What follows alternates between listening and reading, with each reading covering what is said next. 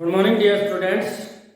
Last time we have studied about the genome, its electronic configuration, and various other properties related to atomic and physical property. Today we are here with new topic, preparation of genome fluorides. Genome fluorides की preparation हम पढ़ेंगे. Genome react directly with fluorine under appropriate conditions to form three binary fluorides. Binary fluorides, binary compounds are those which consist of only two components. यानी कि यहाँ पर xenon fluoride में binary component कैसे हैं, एक जिनोन है दूसरा फ्लोरीन है, तो इन दोनों के कंपाउंड में जिनोन के फ्लोराइड जो बाइनरी फ्लोराइड्स हैं. एग्जांपल कौन कौन से हैं, एक तो है xenon difluoride, xenon tetrafluoride and xenon hexafluoride. तो इन तीनों की प्रिपरेशन देखेंगे. तो जिनोन जो है F2 के साथ रिएक्शन करता है, तो इन प्रेजेंस ऑफ यहाँ पर टेम्परेचर कितना 673 केल्विन है 1 बार, यहाँ पर क्या प्रेशर है, तो जिनोन डाइफ्लोराइड बनता है HCF2 बनता है. HCF4 में कंडीशन चेंज हो जाती है, टेम्परेचर इंक्रीज हो जाता है, 873 केल्विन है और 7 बार प्रेशर हो जाता है. HCF6 के अंदर जो है प्रेशर हाई हो जाता है, टेम्परेचर लोअर हो जाता है, तो 573 केल्विन टेम्परेचर है, 60 to 70 बार प्रेशर है. तो these are various methods for the preparation of genome fluorides. Genome hexafluoride है, it can also be prepared by the interaction of genome tetrafluoride with O2F2. O2F2 क्या oxygen fluoride है at 143 kelvin, यानी कि low temperature पर ये prepare होता है. तो HCF4 प्लस O2F2 क्या हो जाएगा, HCF6 प्लस O2 बन जाता है. तो ये तो हमने पढ़ा कि वेरियस जो है मेथड्स है प्रिपरेशन के जिनोन फ्लोराइड्स के. अब जिनोन के जो फ्लोराइड्स हैं, these fluorides are easily hydrolysed by water. तो वाटर के साथ इनके रिएक्शन पढ़ेंगे. अब इजीली हाइड्रोलाइज हो जाता है वाटर से, बट जो रिएक्टिविटी डिफरेंट होने की वजह से इनके जो प्रोडक्ट आफ्टर हाइड्रोलिसिस बनते हैं वो डिफरेंट बनते हैं, and these undergo complete hydrolysis to give different products. तो फर्स्ट देखो, HCF2 जिनोन डाइफ्लोराइड है, it is soluble in water but undergoes slow hydrolysis evolving O2. अब आप कहेंगे कि यहाँ पर हमें ये कैसे पता चलेगा कि क्या प्रोडक्ट बनेगा, कैसे बनाएं. तो उस केस में आपको ये चीजें याद रखनी है कि जिनोन जो डाइफ्लोराइड है ये वाटर में सोल्युबल है और स्लो हाइड्रोलिसिस करता है और साथ में इवोल्यूशन ऑफ O2 गैस है. तो देखो जिनोन डाइफ्लोराइड है प्लस H2O, क्या बनेगा, जिनोन HCF2 किसमें कन्वर्ट हो जाएगा, जिनोन में, प्लस HF, यहाँ पे हाइड्रोजन है वाटर में और फ्लोरीन में जितने भी है, तो HF बन जाएगा प्लस O2 बन जाएगा. तो xenon plus HF plus O2, उसके बाद रिएक्शन को बैलेंस कर देते हैं. ठीक है. HCF4 जो है it reacts violently with water, तेजी से जो है वाटर के साथ रिएक्शन करता है और डिस्प्रोपोर्शनेशन रिएक्शन करता है. तो इसको हम सेकंड रिएक्शन को याद रखेंगे कि जिनोन जो टेट्राफ्लोराइड है it react with water and undergo disproportionation reaction giving xenon gas and explosive xenon trioxide HCO3. तो इवोल्यूशन ऑफ HF बनेगा, O2 एज इट इज रहेंगे, HCO3 ऐड हो जाएगा इसमें. देखो तो xenon plus HCO3 plus HF plus O2. बाकी जो पीछे वाली रिएक्शन थी तीनों चीज सेम है, बट HCO3 एक्सप्लोसिव इसके अंदर ऐड हो जाते हैं. नेक्स्ट है HCF6, it also react violently, ये भी तेजी से रिएक्शन करता है, बट इसकी जो हाइड्रोलिसिस है वो due to presence of atmospheric moisture जो है ये स्लो हाइड्रोलिसिस करता है और इट गिव एक्सप्लोसिव HCO3. यहाँ पर ऑक्सीजन गैस नहीं बनती, ध्यान रखना, HCO3 प्लस 6H बनता है. तो ये तो हमने पढ़ा कि किस तरीके से जिनोन के फ्लोराइड जो है वाटर के साथ रिएक्शन करते हैं. अब हम बात करेंगे कि HCF6 जो है जिनोन ऑक्साइड्स कैसे प्रिपेयर किए जाते हैं. जिनोन ऑक्साइड्स में क्वेश्चन आता है, यहां से जिनोन ऑक्साइड्स क्वेश्चन ये आता है कि prepare the oxides of xenon HCO3 and HCOF4 from the HCF6. तो ध्यान से देखना कैसे प्रिपेयर होता है. HCF6 जो है it react with water molecule, बहुत सिंपल रिएक्शन है. 2 हाइड्रोजन है, 2 फ्लोरीन रिएक्ट कर जाएगा, इसके साथ क्या बन जाएगा, ये तो बन जाएगा आपका 2HF. क्या बन गया, 2HF. उसके बाद यहाँ पर देखो क्या हो जाएगा, ये ऑक्सीजन यहाँ जाएगा, बन जाएगा HCOF4, HCOF4, xenon oxy tetrafluoride. क्या नाम है इसका? Xenon oxy tetrafluoride, xenon oxy tetrafluoride. Second case में क्या होगा कि HCOF4 जो है it further react with water, ये दोबारा से वाटर के साथ रिएक्शन करता है। इट अगेन गिव, वहां से दोबारा फिर 2H रिलीज होगा और क्या प्रोडक्ट बनेगा? XeO2F2। ठीक है, जिनोन डाइऑक्सीजन डाइफ्लोराइड जो है।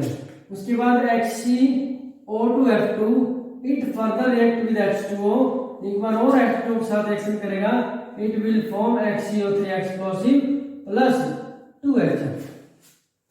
तो ये क्वेश्चन आता है कि give the preparation of HCOF4 and HCO3 from HCF6। तो HCF6 के साथ वाटर की रिएक्शन कराएंगे, 3 स्टेप में रिएक्शन होगी। अब देखो इन तीनों स्टेप को अगर ऐड कर दिया जाए तो जब एडिशन करते हैं तो आपको पता है क्या होता है कि जो रिएक्टेड या प्रोडक्ट जो भी कंपाउंड दोनों साइड में प्रेजेंट हो उसको छोड़ दिया जाता है, बाकी को जोड़ दिया जाता है। तो तीनों को ऐड करेंगे, हमारे पास ये लास्ट वाली रिएक्शन आ जाएगी, HCF6 प्लस 3H2O, 1 2 3H2O है और यहाँ पे क्या 1 2 3, यहाँ पे 6 जो है HF बन जाते हैं और XeO3 फाइनल प्रोडक्ट बन जाता है। ठीक है, तो इस तरीके से हमने क्या पढ़ा कि वेरियस रिएक्शंस ऑफ जिनोन हमने पढ़ी है। अब हम बात करेंगे वेरी इंपॉर्टेंट टॉपिक जो एग्जाम में पूछा जाता है रिएक्शंस के अलावा। देखो रिएक्शंस आपको तभी याद रहेंगी जब आप इनकी प्रैक्टिस करेंगे। ठीक है, अब हम बहुत इंपॉर्टेंट पार्ट करने जा रहे हैं जो डायरेक्ट पूछा जाता है कि जिनोन का कोई भी कंपाउंड है, वेदर इट इज ऑक्साइड और फ्लोराइड, तो उसकी स्ट्रक्चर और हाइब्रिडाइजेशन पूछी जाती है। ठीक है, let us start, one by one हम डिस्कस करेंगे। XeF2 हमने लिया सबसे पहले, तो XeF2 में क्या होगा, नंबर ऑफ हाइड्रोजन ऑर्बिटल निकालेंगे तो क्या होता है 1/2, वैलेंस इलेक्ट्रॉन कितने हैं 8, प्लस में कितना मोनोवैलेंट एटम 2 है, -0 + 0 तो 8 और 2 10/2 कितना हो जाएगा 5। तो 5 में हाइब्रिड ऑर्बिटल्स जो है वो 5 हैं, तो हाइब्रिडाइजेशन क्या बन जाएगी, हाइब्रिडाइजेशन होगी, hybridisation will be sp3d, sp3d hybridisation होती है। तो sp3d हाइब्रिडाइजेशन में कितने हाइब्रिड ऑर्बिटल बनेंगे, एक s है, 3 p है और एक d, 5 ऑर्बिटल यूज हुए हैं, तो it means 5 hybrid orbitals are formed. ठीक है, यहां से हम क्या बोलेंगे 5 sp3d hybrid orbitals are formed, hybrid orbitals are formed. उसके बाद क्या होगा, out of which two form sigma bonds with 2 fluorine atoms, तो 5 sp3d हाइब्रिड ऑर्बिटल में से 2 तो फ्लोरीन के साथ सिग्मा बॉन्ड बना देंगे and remaining 3 will be present in form of lone pair of electrons। ठीक है, sp3d हाइब्रिडाइजेशन जब होती है तो रेगुलर ज्योमेट्री में ट्राइगोनल बाइपिरामिडल बनती है, but due to presence of 3 electron pairs in form of lone pair, so the geometry is distorted to linear in form of lone pair of electrons, giving rise to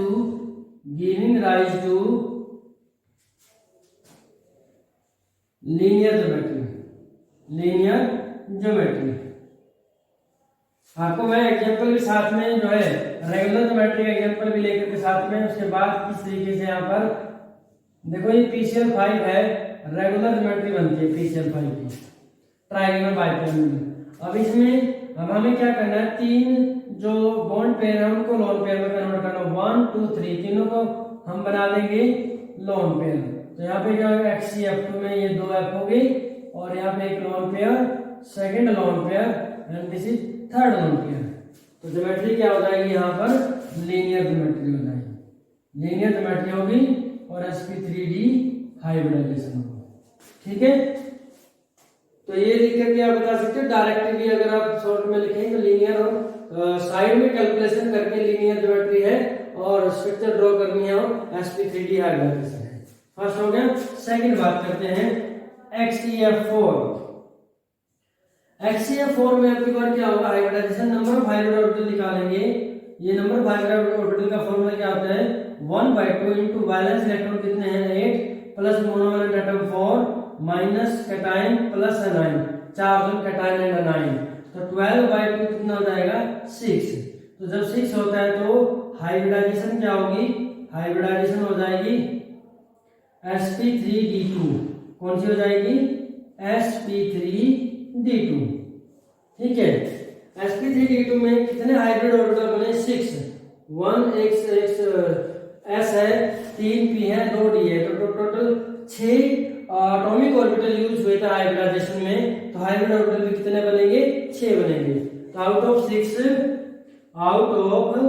6 sp3d2 hybrid orbitals, sp3d2 hybrid orbitals, 6 में से 4 forms sigma bonds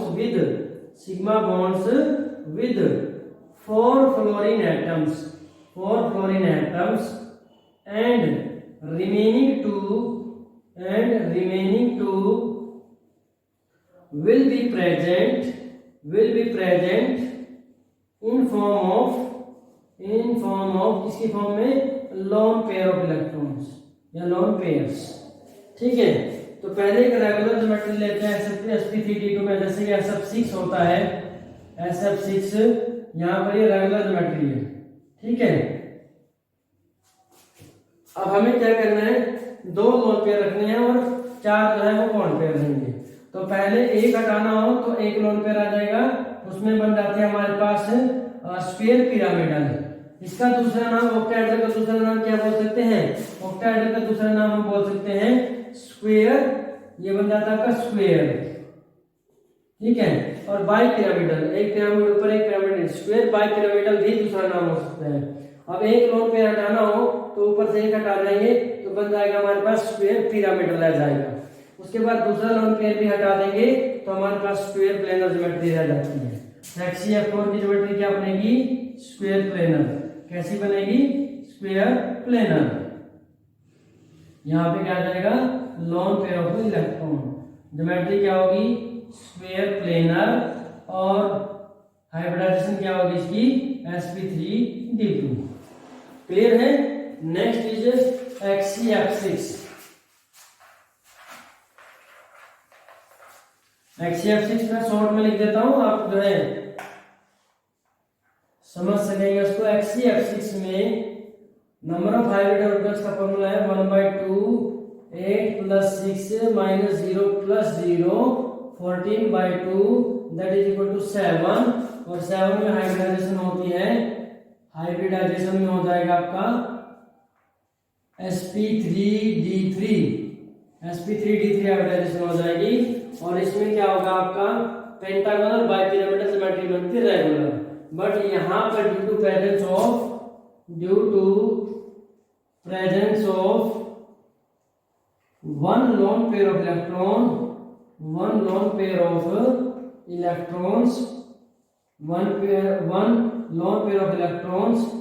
geometry will be क्या होगी, distorted octahedral.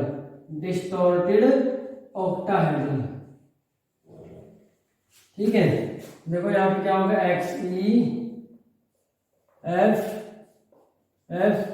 साथ में यहाँ पर lone pair रहेगा एक, और 1 2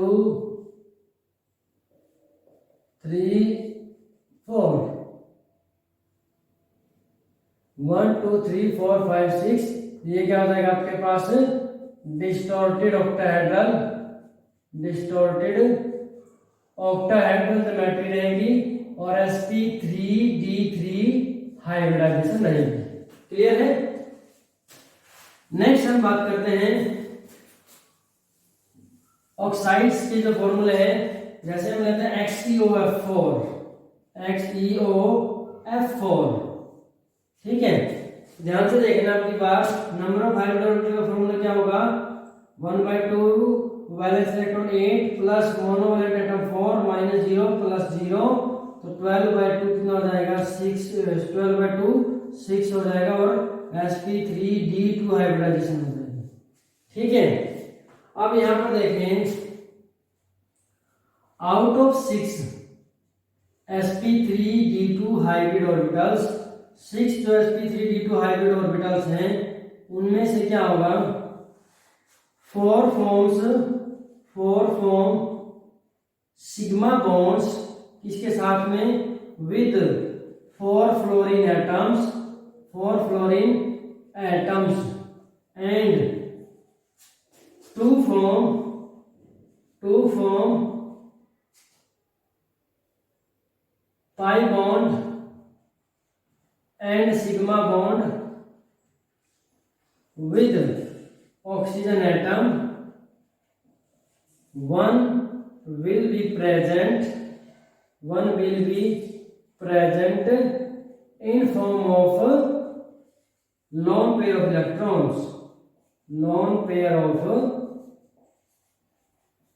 electrons, तो 2 इलेक्ट्रॉन्स जो है रिक्वायर्ड होते हैं। यहां पर आप देखेंगे SF6 जो होता है रेगुलर, SF6 में जैसे कि आप पहले भी पढ़ चुके हैं, SF6 में ऐसे होते हैं, ठीक है। अब यहाँ पर साइड में हम जिनोन का बनाएंगे, तो 4 फ्लोरीन कैसे रहेंगे, स्क्वायर प्लेनर फॉर्म में रहते हैं, और एक ऑक्सीजन जो है ये डबल बॉन्ड O इस तरह से प्रेजेंट होगा और एक लॉन पेयर की फॉर्म में रहेगा। तो ज्योमेट्री क्या बन जाएगी आपकी, ज्योमेट्री बन जाएगी स्क्वायर पिरामिडल, क्या ज्योमेट्री बन जाएगी, स्क्वायर पिरामिडल, और हाइब्रिडाइजेशन क्या रहेगी, sp3d2, क्लियर है। तो XeO2F2 आपको प्रैक्टिस करना है, लास्ट में XeO3 का बना देता हूं, ठीक है। XeO3 में नंबर ऑफ हाइब्रिड ऑर्बिटल क्या होगा, 1/2 8 प्लस 0 और minus 0 plus 0, valence electron 8, number of monovalent atom 0, charge on cation 0, anion 0, तो 8/2 4 में हाइब्रिडाइजेशन होती है sp3, ठीक है। तो 4 sp3 हाइब्रिड ऑर्बिटल जो हैं वो प्रेजेंट रहेंगे, और चारों जो है 3 तो ऑक्सीजन के साथ क्या बना लेंगे, डबल बॉन्ड, और 2 क्या बनाएंगे, एक रह जाएगा, वो क्या रहेगा, ये 1 2 3, 4th जो रहेगा वो लॉन पेयर के रहेगा। तो ये ज्योमेट्री क्या बन जाती है, पिरामिडल शेप, ट्रायंगुलर पिरामिडल, क्या ज्योमेट्री बन जाएगी, ट्रायंगुलर पिरामिडल, और हाइब्रिडाइजेशन क्या रहेगी, sp3, क्लियर है। तो इस तरीके से हमने various structures of xenon oxide and fluoride को डिस्कस किया। With this unit P block is over. You have to complete your written notes side by side. Also practice. More you practice, more you will be able to answer, and more you will be able to remember. So dear students, this is enough for today. Thank you and have a nice day.